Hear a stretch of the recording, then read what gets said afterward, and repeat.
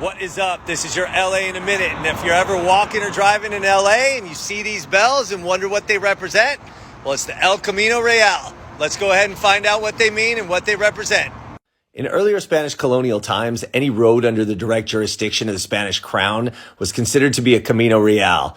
Now, flash back to when the Spanish missionaries conquered and destroyed the California native people.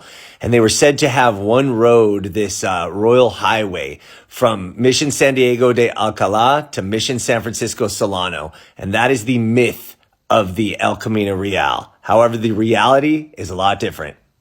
So the El Camino Real's claim to being a royal road is largely a myth imagined by regional boosters and early automotive tourists who clamored for a well-maintained state highway. There were none at the time. So in 1892, Anna Pitcher of Pasadena initiated an effort and eventually joining with the El Camino Real Association, decided to come up with these bells to mark the historical route and promote tourism along the road and in the state.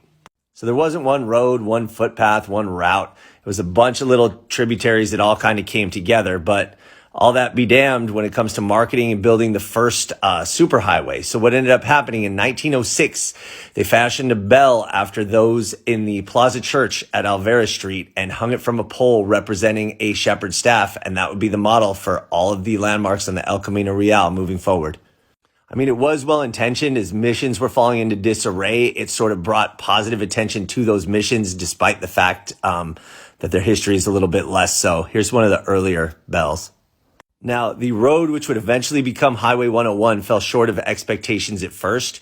Even though the 1910 State Highways Act authorized the construction of a paved route, there just wasn't the technology to get it done. So horses, donkeys, mules would get stuck, and teams of horses would actually rescue automobiles trapped in the mud. So it wasn't until the mid-1920s that the highway construction was complete. 450 bells ended up being erected, and right here is a nice little map of the route known as El Camino Real. So even though it was the Automobile Club that initially fashioned and maintained the bells, it was eventually taken over by the state of California and subsequently Caltrans. So for some indigenous groups, the bells are painful symbols of the dehumanization of their ancestors, as well as the domination and erasure of their culture. The Ama Matsun tribal band, and I'm sorry about my pronunciation, has actually been one of the most high-profile groups to fight for removal of these bells accordingly. Part myth, part pseudo-history, these bells are ubiquitous on Los Angeles roads and throughout California. So say what you will, they are a part of our history and will continue to be so, especially when driving. All right, LA, it's been a minute.